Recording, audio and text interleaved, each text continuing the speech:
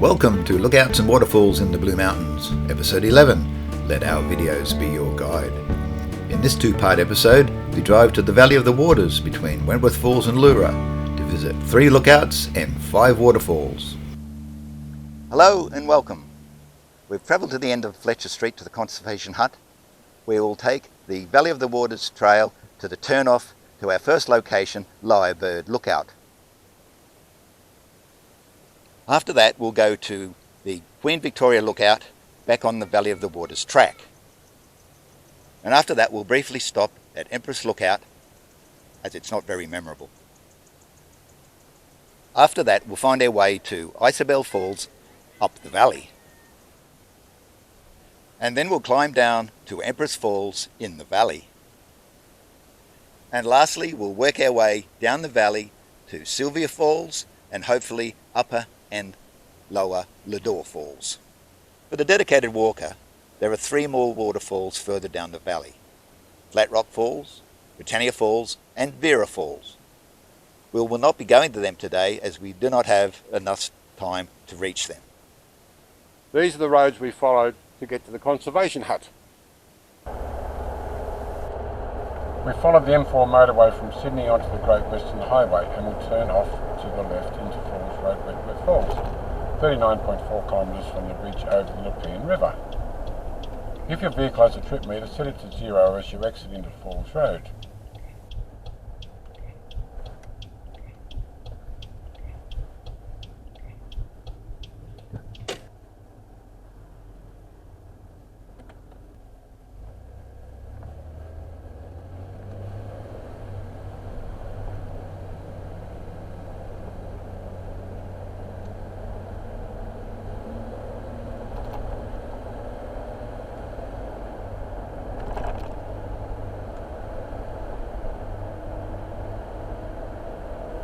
At 1.3 kilometres, turn right into Fletcher Street.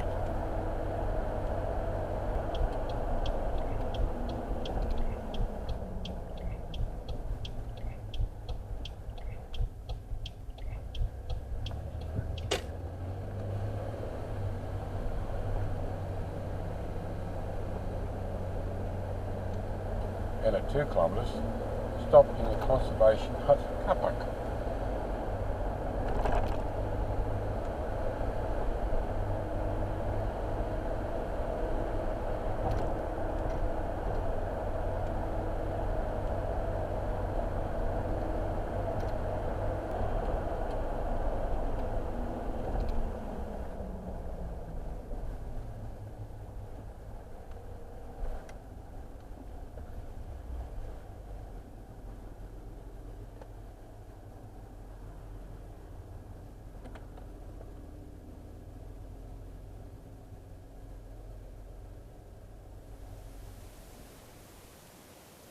With any luck, we might get back for afternoon tea. I'm hungry already. Let's go!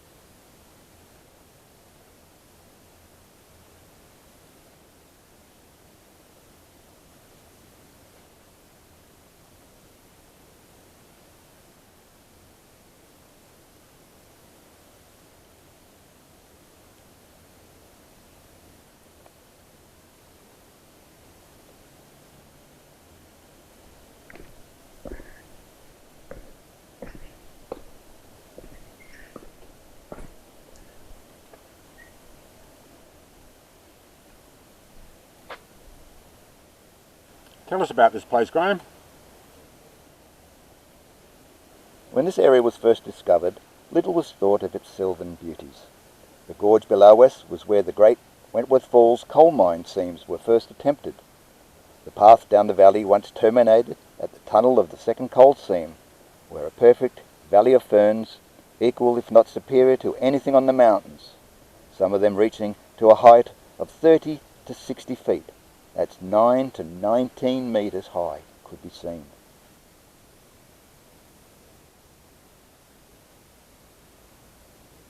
Lyrebird Lookout is a little-known lookout that can best be accessed by the Empress Falls track and Overcliff Walk from the conservation hut. It is located on top of the cliff line on the Overcliff Walk where Lyrebird's Dell enters the Valley of the Waters. It was named after Lyrebird's Dell. Previous names were Lyrebird's Point and Lyrebird's Nest. The lookout's view of the falls is restricted by vegetation, but it has a good view south down the Jamison Valley. It is here we see again the early 1890s painstaking work of Peter Mulherron of the Wentworth Falls Trust. His ceaseless efforts for the 13 years he held the position are testament to the state of the Valley of the Waters and the Wentworth Falls we see today. In 1940, the Sydney Morning Herald printed this story. At Lyrebird's Lookout, one is confronted with a lost world, in which one can clearly distinguish the difference in vegetation that occurs whenever there is a change of soil due to folding. The lost world is entirely forest, while the line of the plateau shows belts of forest and scrub. As for bird life, it never ceases to enchant the visitor. Envied are those who saw a lyrebird, with its tail up, or likely enough to pick up a tail feather. Whip dragon and rifle birds, yellow robins, golden and olive whistlers, and countless others are all there to be listened to, watched for and admired.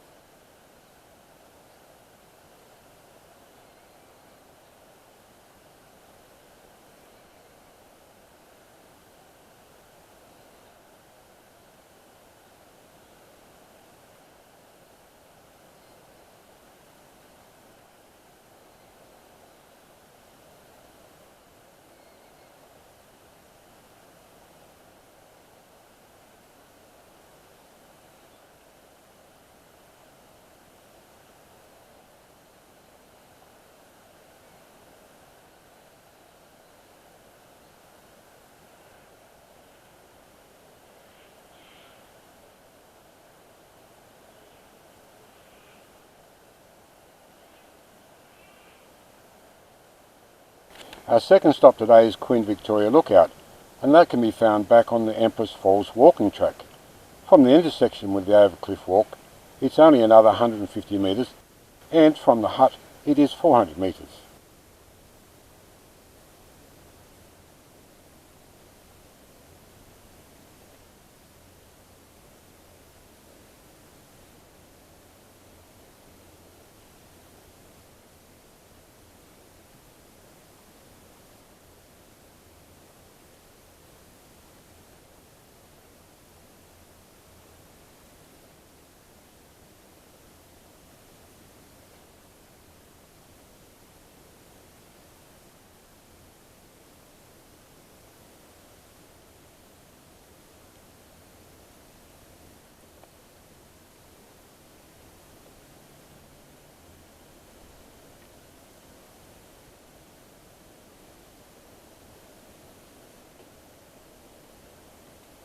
Tell us about this lookout, Jeffrey.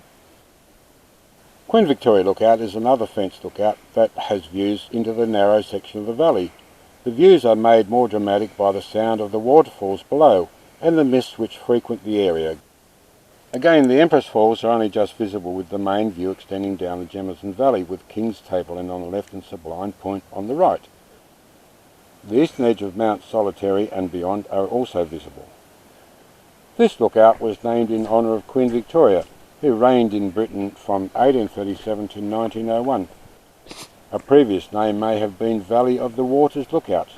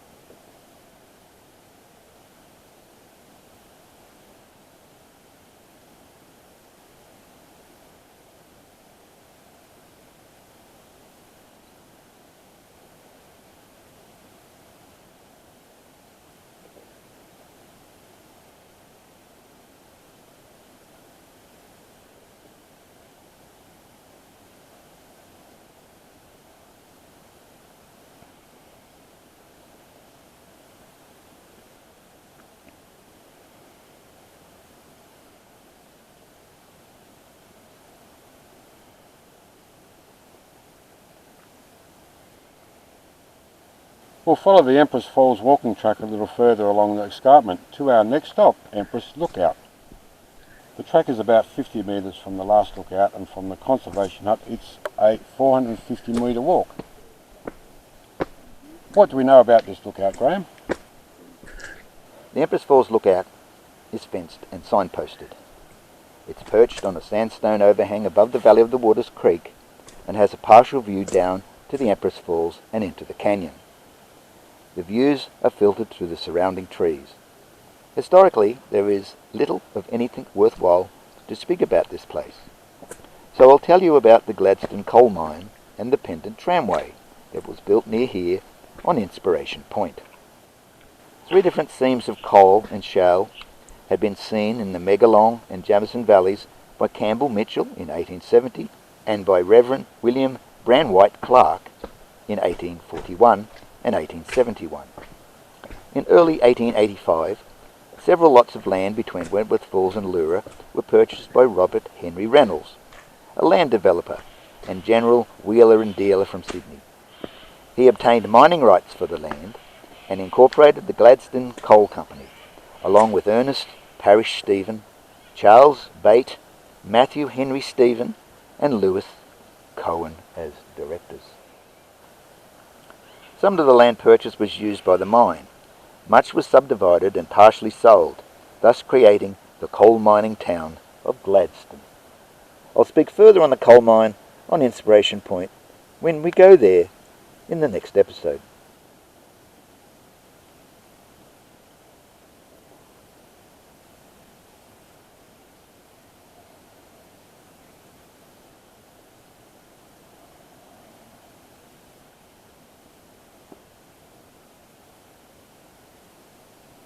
Down, then up we go to our next stop and first waterfall for today, Isobel Falls, on Isobel Creek, which is on the Valley of the Waters track.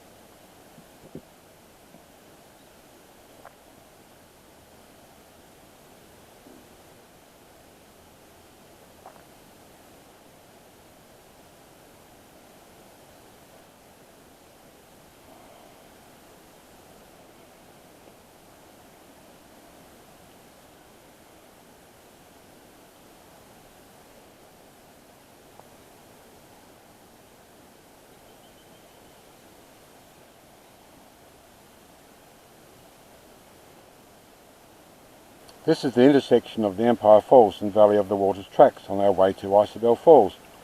From the conservation hut to the falls is approximately a 550 metre walk with steps and ladders to slow us down. Here is what we know about this waterfall. This fall forms a small cascade and is located in the rainforest area. Nearby is a picnic area. Named by the Blue Mountains Conservation Society after Isobel Kendall Bowden OAM, 1908 to 1986, school teacher, conservationist and local historian.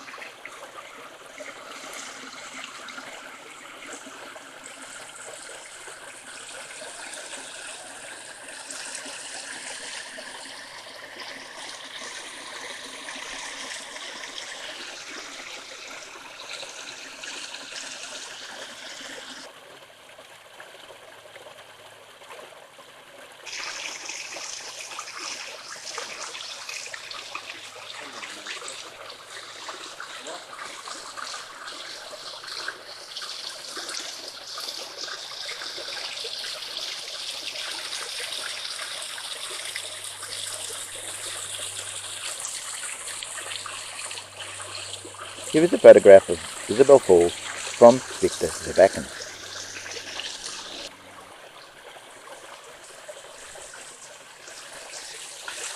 About 150 metres further along the valley of the water track is Lillian's Bridge.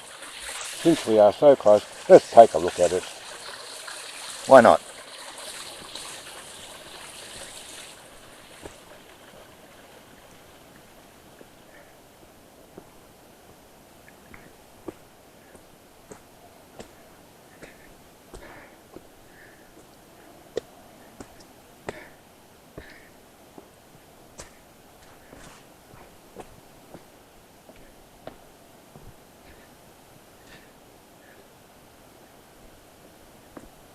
Just a few metres further is a side track that goes all the way to the intersection of West and Bates Street near the highway.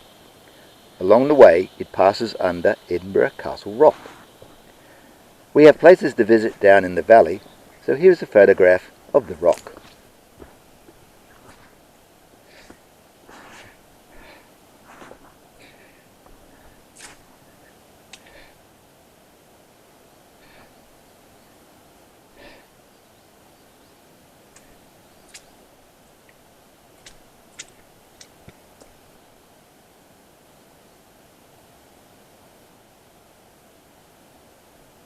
Lillian's Bridge, here we are. The fabulous, famous Lillian's Bridge. Valley of the Waters Creek. Valley of the Waters Creek. That goes over Empress Falls.